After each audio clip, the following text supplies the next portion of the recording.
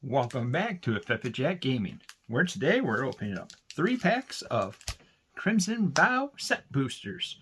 They're going to only have 12 cards in here, over the 15 that you normally get in the draft packs.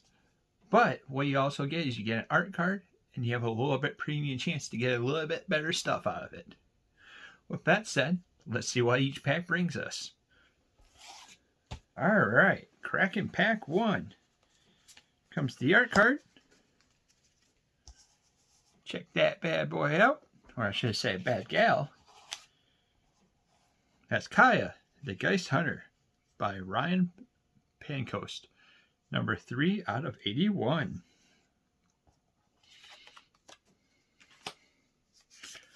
Plains. Something neat is all the basic lands that you get out of the packs is going to be having this kind of treat. You also had that with Midnight Hunt. Pretty amazing. Vampire Kiss costs 1 and a black for its sorcery. Target player loses 2 life and you gain 2 life. Create 2 blood tokens. Blood tokens is something new that they brought in with this set. They are artifacts that cost, or you may pay 1, tap it, discard a card, sacrifice this artifact, and then we get to draw a card. A good way to loot through your deck. Blood Crazed Socialite costs 3 and a black for a vampire. It's a 3/3 body, and it has Menace or Menace. That means it could be only blocked by 2 or more creatures. So if you have 1 creature and you're trying to block it, can't happen. When it enters the battlefield, create a blood token. Whenever it attacks, you may sacrifice a blood token. If you do, it gets a +2/+2 until end of turn.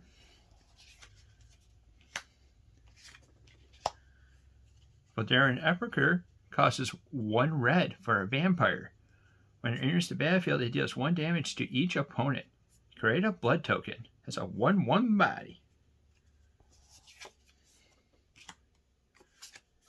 And then we have a Blood Fountain. It costs a black for an artifact. When it enters the battlefield, create a blood token. Pay 3, a black, and sacrifice the fountain, and return up to 2 target creature cards from your graveyard to your hand.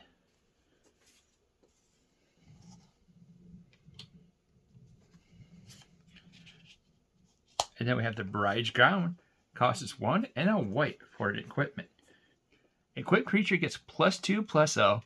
And it gets an additional +0/+2 and has first strike as long as an equipment named Groom's Finery is attached to a creature you control. It costs 2 to equip it. That's uncommon. Here comes another uncommon. It's Wedding Security. It costs 3 and 2 black for a vampire soldier. Has a 4/4 body, and whenever it attacks, you may sacrifice a blood token. If you do, put a +1/+1 counter on the security and draw a card.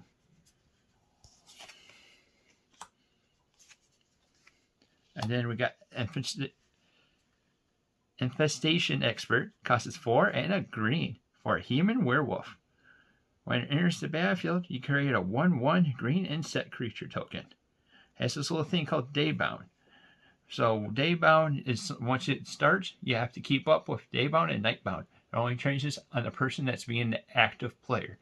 Active player is the person that it's their turn. To switch it from Daybound to Nightbound, you have to play no spells. But to switch it from Nightbound to Daybound, you have to play 2 spells. On this side, it has a body of a 3/4. Over on the other side, it becomes Infested Werewolf. It's a werewolf. It has a 4/5 body, and whenever it enters the battlefield or attacks, create 2 1/1 green pest token creatures.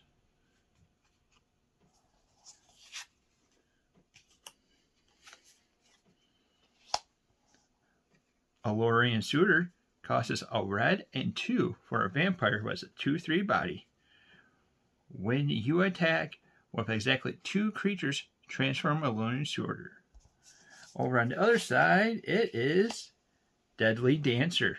It's a vampire that's a 3/3, has trample, and when this creature transforms into Deadly Dancer, add 2 red. Until end of turn, you don't lose mana as it empties through the different phases in. You get paid 2 red, and Deadly Dancer and another target gets +1/+0 until end of turn. Ooh, we got a full art. Full art rare. It's Shatter Sanctorum. Shatter Sanctorum enters the battlefield tapped unless you control 2 or more other lands. Taps for a black and a white, or taps for a black or a white. And that's kind of funny because we also got a Sundown Pass. Sundown Pass enters the battlefield tapped unless you control 2 or more lands or other lands. Taps for a red or a white. And then we have a foily Stalking Killer. Costs 3 and a black. It's a vampire assassin. That's a 4/2 body. When it enters the battlefield, target creature an opponent controls gets -2/-2 until end of the turn, if that opponent controls no other creatures. And the final card is going to be that guy. It's a good proxy to be able to play anything. Like if we're playing a draft or anything like that, we'll be able to go with that. All right. So that's pack 1. Obviously, pack 1's been the best so far, but it's also been the only pack. Let's see what we get out of pack 2.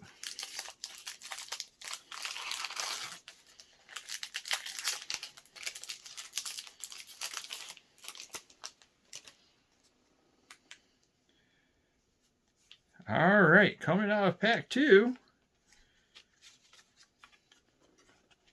the art card. Flip it on over. Markov Waltz. Artist is Joshua Ralph. Artist is Joshua Raphael. It's number 63 out of 81.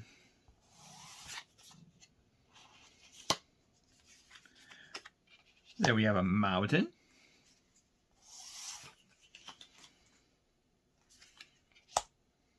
Persistent Specimen. Costs 1 black for a skeleton. Pay 2 and a black. And we return it from our graveyard to the battlefield tapped. It's a 1/1 body.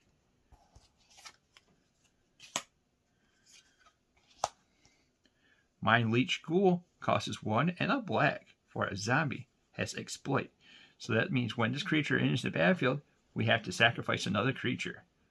When Mind Leech Ghoul exploits a creature, each opponent exiles a card from their hand. As a 2/2 body. We have a Doom Dissenter. Costs 1 and a black for a human. It's a 1/1 body. And when it dies, we get to create a 2/2 black. When it dies, we get to create a 2/2 black zombie token creature. Oh man, this one's going to be a nice little guy because it's a bear. So we got the Diregraph Scavenger. Has the Poor Sword right through his head. Also could be found in Midnight Hunt.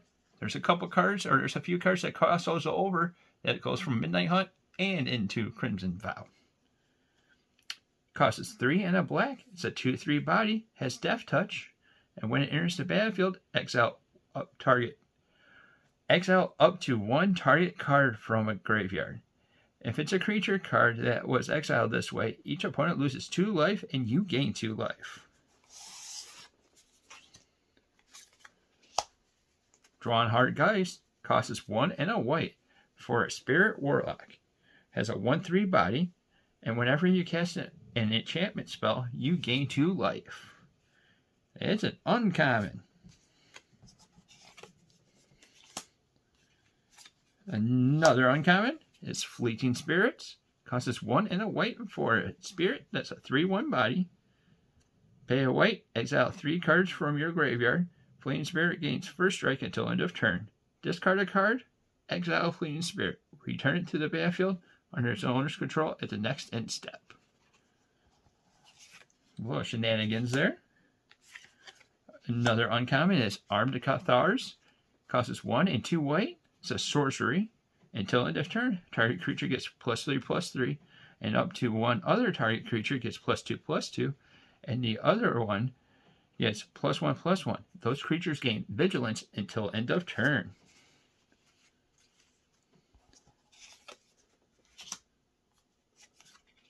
We have a Weaver of the Blossoms. Costs 2 and a green for a human werewolf. Has a 2/3 body. Tap, add 1 mana of any color. It has Daybound, which we know what that is doing. But over on the other side, it becomes a Blossom Clawed Werewolf. Tap, add 2 mana of any one color. It's a 3/4 body. Blood Petal Celibate. Costs 1 and a red for a vampire. And it has first strike as long as it's attacking. When it dies, we get to create a blood token. And then the rare is Alchemist Gambit. Costs 1 and 2 red for a sorcery. It has Cleave, which is something unique because we can cast it for its Cleave cost. If we do, we remove the keywords that's in the square bear or brackets. So the Cleave cost is 4, a blue, and a red. Take an extra turn after this one. During that turn, damage can't be prevented. And now here's the stuff that's at the brackets. At the beginning of the turn's end step, you lose the game. Exile Alchemist Gambit. Woo, buddy. You want to make sure you end up paying that cost. Kind of an interesting extra turn spell. And then our foil is the Fleeting Spirit. And the last card that's in the pack is the Magic Mini Game. It's a 1-player game and it's the Monster of the Week. 1 player, 1 pack, and it takes 5 minutes. We'll end up possibly trying that sometime. Breaking it all down. We'll see how that ends up working out. Set that down for our special project. All right. So that was pack 2. For me, I would say still pack 1 is winning because pack 2 kind of seemed it had a little flavor, but it's always about that mana base. You want to be able to always cast those spells. So we gotta end up having some kind of gas coming out of here. So we'll open up the third and final pack.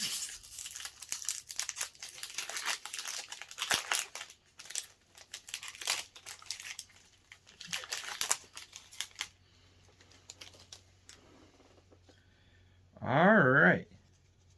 Coming out of the gate with the art card. Boom. Oh, that's some neat art. Dread Furig is Ruby Cali. Is number 31 out of 81. It's an island.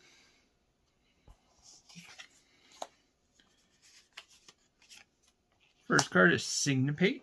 Costs X and a blue for an instant. Counter a target spell unless its controller pays X. If that spell is countered this way, exile it instead.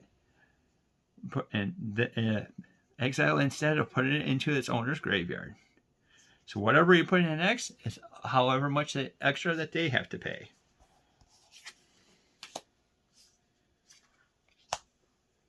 Serpentine Ambush costs 1 and a blue for an instant.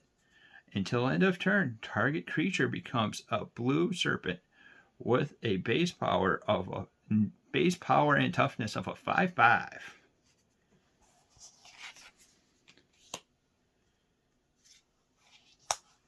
Dreadlight Monstrosity costs 4 and 2 blue. It's a crab horror. Has ward 2. Which ward is that you have to pay 2 to be able to target it. And then it has 3 and 2 blue. And then it can't be blocked this turn. Activate this ability only if you own a card in exile. It's a 5/5 body. Skywarp Scab costs 3 and a 2 blue for a zombie drake. Does a 2/5 body, flying, and when it enters the battlefield, you may exile 2 creature cards from your graveyard. If you do, draw a card. First uncommon is Fleeting Spirit. Man, 3 of them of the last couple times. Holy smokes.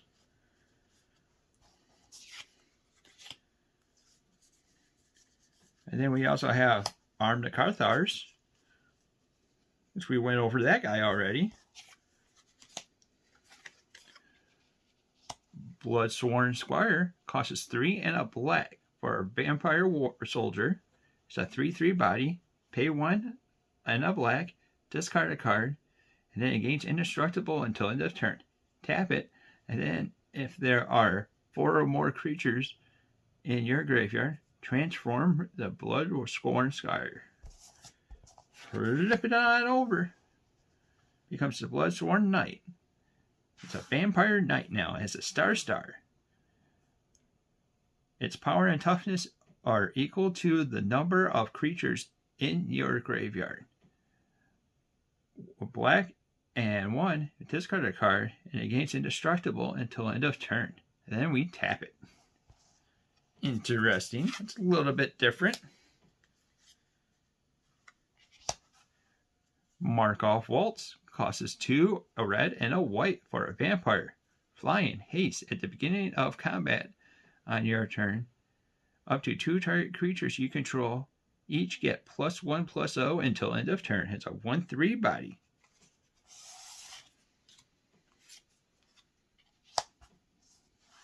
Belligerent Guest costs 2 and a red for a vampire. Has trample. And when it deals combat damage to a player, create a blood token.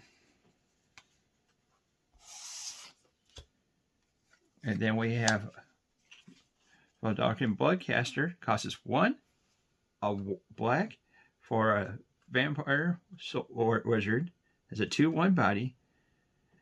And whenever it or another non-token creature you control dies, create a blood token. Whenever you create a blood token, if you control 5 or more blood tokens, transform Valdarkin Bloodcaster. She becomes Bloodbat Summoner. It's a vampire wizard still, has a 3/3 body, flying, and at the beginning of combat on your turn, up to 1 target blood token you control becomes a 2/2 black bat creature token with flying. It has haste in additional to its other types. And then we have the foil, Lantern Bearer. Causes 1 blue for a spirit, that's a 1/1, flying, and then it has a disturb cost of 2 and a blue. Disturbs means we could play it from our graveyard for that cost. And over on the other side, this is what we get if we play it from our graveyard. It's Lantern's Lift. It's an enchantment. Enchanted creature gets a +1/+1 and has flying. And then if it would be put into graveyard from anywhere, we exile it instead. And the final card's a list. So before I show it to you, a card that's on the list is something that's going to be reprinted. That's going to be limited to whatever's over there. I believe there's either 50 to 100 or something like that of cards that end up being on the list. This one is Knowledge Pool. Costs 6. It's an artifact. Has imprint. When it enters the battlefield, each player exiles the top 3 cards of his or her library. Whenever a player casts a spell from his or her hand, that player exiles it. If that player does, he or she may cast another non-land card exiled with Knowledge Pool without paying its mana cost. Whew, talking about something that'd be topsy and turvy. So if I had to pick out the packs and everything, I would say pack 1 would have it. Because I love the lands and the mana base that would end up helping out. That, and plus that 4 kind of helped out with everything else. What did you think of it? Let us know down in the comments down below.